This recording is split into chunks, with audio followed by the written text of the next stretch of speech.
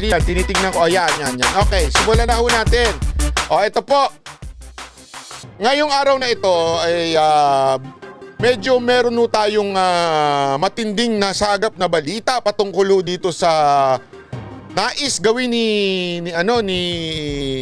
Congressman Mike Defensor. Ano po ito? Ito po yung magbigay ho siya ng ivermectin dyan sa Quezon City.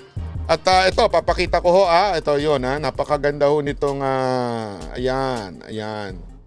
So yan ho ang kanyang plano.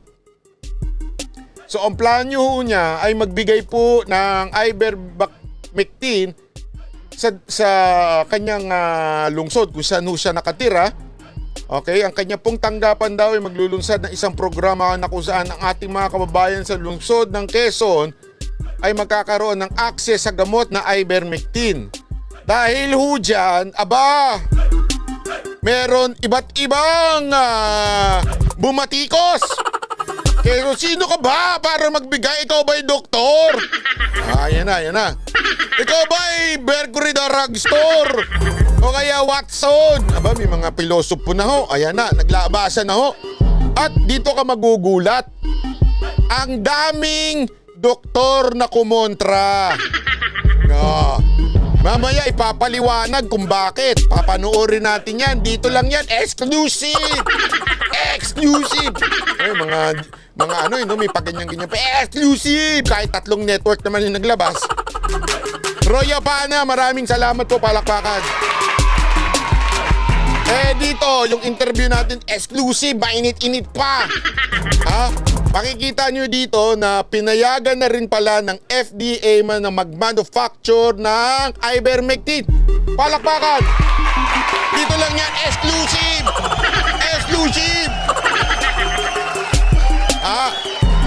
So, panoorin natin yan. Dito sa ating vlog. Pero bago ho yan, nung nilabas ni Kong Mike ito yan, ganyan. Alam nyo ho, ang ABS-CBN naglabas kaagad ng fake news. Yung fake news. Ito ang sinabi, Defensor giving away veterinary drug ivermectin to COVID-19 patient. Defensor said he will office will prioritize distribution of veterinary drug which is used against worm infestation and parasites in animal. Malinaw. Okay? Malinaw ho na sinabi ng ABS-CBN na si Kong Mike daw mamimigay ng ivermectin o nagamot para sa mga animal. Dalawa lang ho yan. Sobrang bitter ng ABS-CBN dahil alam naman natin na si Kong Mike ang isa sa mga naging susi kaya hindi ho nabigyan ng franchise ang kanilang network. Or number 2, sadyang tanga lang ang ABS-CBN. Bakit? Hindi ho nila talaga naintindihan ng ivermectin. So alin doon sa dalawa na yon? Kasi ang ivermectin ay merong tinatawag na animal grade at human grade. Ano ibig sabihin no? May pangkabayo, may pang-animal, at merong pang-tao. Ang ipamimigay ni Congressman Mike Defensor ay pang-tao. Pero malinaw dito sa ABS-CBN, sinabi niya giving away veterinary drug. Ano ibig sabihin ng veterinary drug? Kayo na ho mag-explain. Okay? Alam nyo na ibig sabihin niya, pang-animal. Yun daw ipamimigay ni Mike Defensor. So, pek na pek yan. Peking-peki yan. Okay, Bag Vlog, salamat po, ha? So, ito, panoorin natin yung interview nitong isang pulpul na vlogger. Itong pulpul na vlogger na ito, panayang epal Ma-epal din ito ha? Nakakabuwis ito, one time, babanatan ko ito. Animal to, kala mo galing-galingan tong hayop na animal na ito. Hindot din tong nag-i-interview kay Kong Mike Tingnan natin, ha? Sino ba yan? Ito na. Ayun, magandang araw po sa inyo. Tingnan mo, sabi ko sa inyo, animal yan Ano ba? Gaya-gaya ka pa ng damit ko. Ano to? Akala mo cute ka porket ginaya mo yung damit ko. Wag ganun, nag-iipal-ipalan ka na naman eh. Boss Banat Bay, at ngayong araw na ito, syempre pag-uusapan pa rin natin ng napaka-controversial pero napaka-effective naman, ang ivermectin. So ngayong araw na ito, kanina lumabas lang na may balita na kayo daw, Kong Mike, ay mamimigay ng ivermectin. So bakit nyo naman naisipan ito at ano ho bang masasabi nyo sa mga bumabati? Grabe talaga, nagbabagaling tong hayop na ito. Tingnan mo yung labi, pag ipakilo mo yan, yayaman ka. Grabe yung labi nitong Banat Bay na ito. Because na bakit daw kayo namimigay, doktor po ba kayo? Well, una sa lahat, Banat, alam mo naman yung nangyari, nagkaroon ng crackdown doon sa mga nagpo-produce ng ivermectin. Di ba yan nga yung ating naging investigasyon sa Kongreso o yung briefing sa Kongreso, na yan din yung kinagalit ko. Na ang sabi ko nga, ako uminom yan, ako mismo, no, for nung buong panahon na nagkasakit ako nung nakaraang buwan, 3 beses, bakit naman yung ivermectin sinisingle out ninyo? Ang dami kong ininom, vitamin A, vitamin C, may paracetamol, may vitamin D, immune core, tapos yung linwa, no? Pati yung coconut oil. Bakit naman tong ivermectin na 4 na dekada na, 40 years, 3.9 billion ang katawang uminom nito, bakit na pinagbabawalan? Yun, banat yung pinanggalingan ng aking sinasabi that time eh. Kaya nitong kailan lang, nakita ko talagang ang tao, no, na nagsasalita na paano makakuha ng ivermectin. At syempre, dahil nga dun sa investigasyon, marami rin tayong ginawang pagbabasa at pag-aaral. Alam mo, Banat, dito sa Peru, ginawa nila to dahil, alam mo, may mga kanya-kanyang state sila, no, parang US din. Yung siyam na estado, gumawa sila ng kampanya ng ivermectin. Yung Lima, Peru, yung gitna na kanilang kapital, walang ivermectin. Dito sa Siam, bumagsak ang mortality rate, bumagsak yung pagkalat ng sakit na COVID. Sa Argentina, yung mga doktor, 800 doktor to, may pag-aaral yan, nasa FLCC webpage yan, clinical trials. Official na trial na ginawa, 800 healthcare workers, binigyan ng ivermectin, yung 400, hindi binigyan, yung 800, walang nagasakit. Of course, vaccinated na sila, no? May vaccine na rin naman yan. Pero yung dito sa 400, 58% or almost 280 plus nagkasakit. Ginawa rin to sa Mexico. Yung isang estado, yung Quiapas, sa dulo siya. Kasi tuloy-tuloy itong mga ibang bansa ay ibang estado ng Mexico, ayaw nila ng ivermectin. Yung Ministry of Health din doon pinagbabawalan. So ginawa niya, nagkaroon siya ng deworming campaign. Para paglaban sa bulate. Kasi yun naman ang sinasabing gamit sa ivermectin. Grabe yung labi nitong hayop na Banat Bay na ito. Sa lugar niya, parang lahat, no, dali-diretsong pagtaas, ang dami nang namatay, daan-daan. Sa lugar niya, 4 lang ang namatay at talagang mababa ang pagkalat ng ivermectin. Ito naman pong mga kwentong to, ay mismo nasa trial po yan. Tapos kailan lang, nakakatuwa tong kwentong to yung isang Yale professor, oncologist, yung sa sakit ng Sandali. Archie Dairocas, maraming salamat. Dapat marunong na Ayun, okay, sige. Na-late yung kanyang comment. Cancer at siya rin ay head ng laboratory sa Yale, kumampi siya at sinabi niya na tama yung ivermectin. Kasi ang nangyari sa kanya, yung tatay niya, Italiano siya, mamamatay na sa Italy. Di ba noong araw, nakita natin yung paglaki ng problema sa Italy, umuwi siya. Wala na, hindi na nakita. Alam niya, mamamatay na yung tatay niya. Pinainom ng ivermectin, nag-survive. So mula doon, although may mga iba siyang may mga kontra siya doon sa ibang aspeto ng ivermectin, na sinasabi niya ganito yung effect. Oo lang itong Banat Bay na ito, pero sa totoo lang, hindi niya maintindihan sinasabi ni Kong Mike. Tingnan mo, kala mo nakikinig. Ulul! Ay, sorry, ako pa. Parang doon lang naman sa medical level, very scientific na yung kanilang pinag-uusapan. Pero basically, sinasabi niya, tama yung FLCC, sila Dr. Cory, at tama yung paggamit ng ivermectin. So ito naman po, internet lang, no? Kaya tingnan lang ng tao yung pag-aaralan lang nila ito at makikita nila kung ano talaga ang bisa nito. At ako naman nga, katulad ng nasabi mo rin at tumutungo pa, kala mo talaga, Feel na feel mo, Banat Bay, sira ulo mo talaga, no?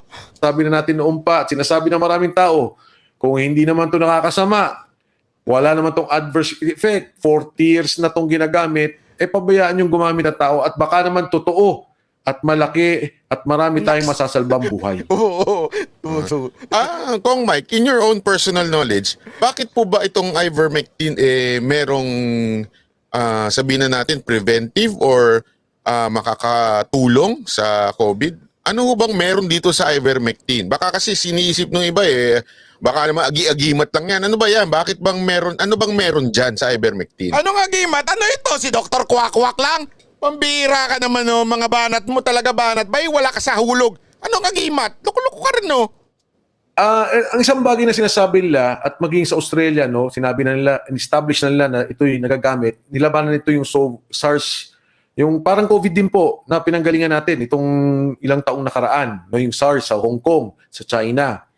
Kasi parang sinasabi niya, basically on a scientific level, na number one, pinapatay nito yung proteinang pwedeng kapitan ng virus.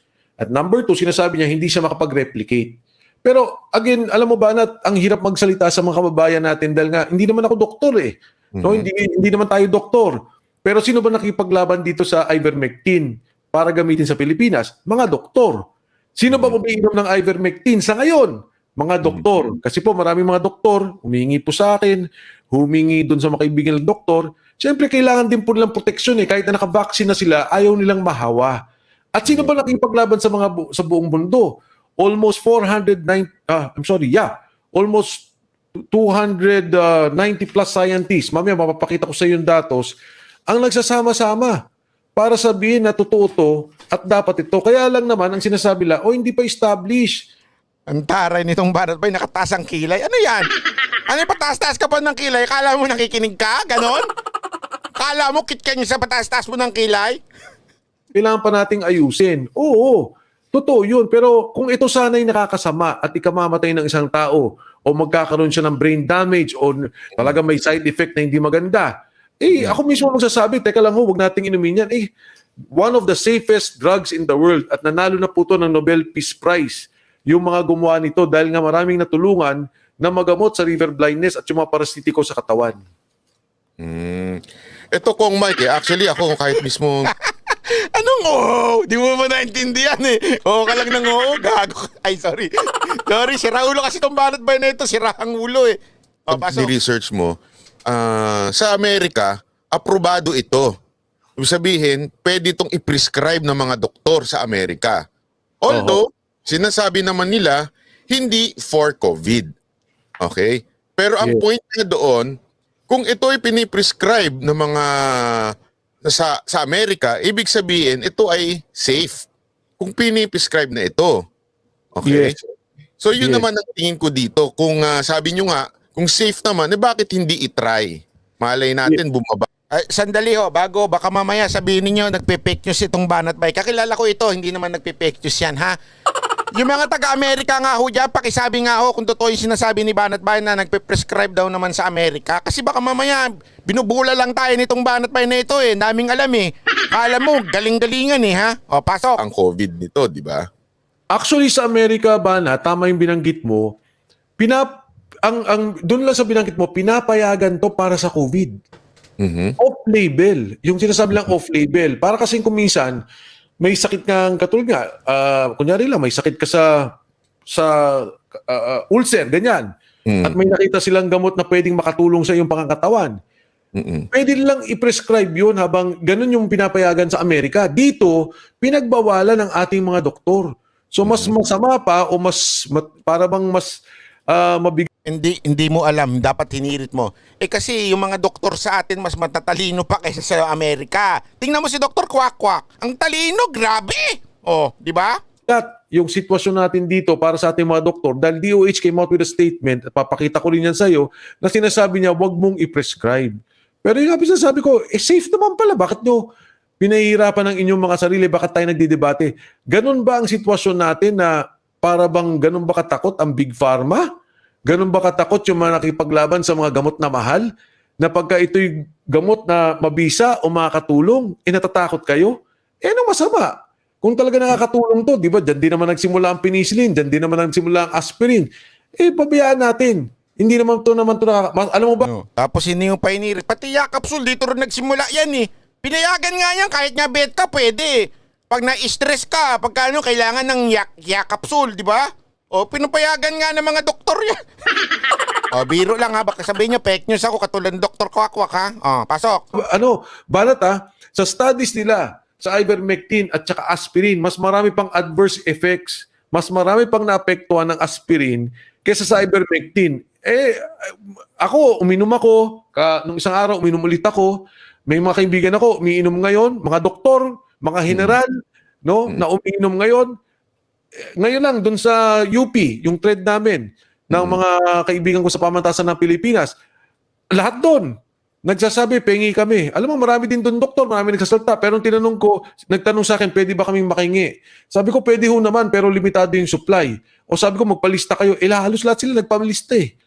Hindi ko ho yan pinipilit. Kung ayaw po, walang problema.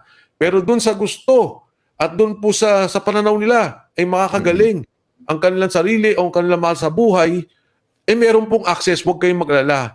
Ngayon ba na tumataas na presyo nito nagugulat ako. Pero yan po talaga dapat mura lang. Ako, libre, hindi ko binibenta. So kayo kung ngayon medyo 'di ba may nilabas kayo latest, mamimigay kayo diyan sa Quezon City, 'di ba? Yes. Ang tanong dito ng ibang yung sinabatikos ng ibang tao dito, lalo na meron ako isang doktor na kakilala, binatikos kayo na Parang kilala ko yung doktor na yan. Ang pangalan ba niyan? Ethyl alcohol? Yung ethyl alcohol ba yan? Ano ba ang pangalan niyan, doktor, na sinasabi mo? Banat ba? Diretsuin mo na kasi. Dahil yung pasligoy-ligoy eh. Oh. talagang doktor ba daw kayo at bakit kayo namimigay? Doktor ba daw kayo, bakit kayo nagpe-prescribe? Ano ho masasabi niyo ho dito? Totoo po yun, hindi po ako doktor, pero naintindihan ko po ang issue ng ivermectin at naintindihan ko rin po yung batas. Ang pagbibigay po namin ay nakabatay sa isang compounding laboratory na fully prescribed ng isang doktor. So, on the legal basis, nandyan po yan. You know, they can look at it, gusto nila, i-demanda nila ako, ganyan po yan. Number one. Number two, pagdating po sa ivermectin, isa lang ho tanong ko sa kanila. Kahit sinong doktor, tanongin, yan po ba ay may masamang epekto? Yun lang ang tanong ko. May masama po bang epekto yan based on WHO at FDA? Meron akong nakitang doktor. Meron pong masamang epekto ang ivermectin. Mamaya ho, papakita ko sa inyo kayong mga nanonood. Ipo-point out ko kung ano yung masamang epekto ng ivermectin. Mamaya ho, makinig kayo. Tapusin nyo ito. Mamaya malaman nyo yan. Nilabas niya yung isang artikulo. Bias itong host na ito. Bias eh. Mamaya meron ng masamang epekto yung ivermectin. Papakita ko ho. Binasa ko. Nako. Alam nyo, hindi ho tayo doktor, pero nakakaintindi tayo ng English. Ang sinasabi po doon, pag ikaw ay merong ganitong sakit, yung liver blindness at saka yung LOA, isa pang sakit pa ho yun, na grabe na yung sakit mo at uminom ka, yun ang pwede ka ma-epektuhan. Wala naman po tayong ganyan eh. And ang nakalagay pa doon sa report na kanyang ipinablish, kanyang inattach, very and likely rare ang sakit po na yon. Number one. So, kung safe po to, ang tanong ko sa doktor, bakit nyo pinagbabawalan? Ba't kayo nagagalit? At sabi po nila sa akin, yung iba nagsasabi, ba't di mo ipaglaban yung vaccine? Pinaglalaban ko ang vaccine. Pinaglalaban ni Banat Bay ang vaccine. Lahat tayo pinaglalaban natin yan. Pero wala po sa aming kamay yan eh. Hindi ko kasi nakikinig yung mga ulol na yun eh. Na pinaglalaban natin yung vaccine eh. Akala nila kung ano-ano lang eh. Makabatikos. Di ba? Kung minsan may problema po tayo, namimili tayo sa ibang bansa, ibang manufacturers, may logistics, So we already said our piece. Pero ito pong sinasabi kong may pagtulong para lang itong vitamin C. Namimigay ka ng vitamin C, ba't kayo nagagalit? Kung ayaw nyo po, hindi naman po kailangan, hindi naman po natin pinipilit. Wala namang sapilitan. Am I misleading the people? No. I'm still saying that vaccines should be taken by our people. Yan po ang sinasabi ng mga eksperto. Yan ang sinasabi ng lahat. So, yan po. Pero isabay po natin yan.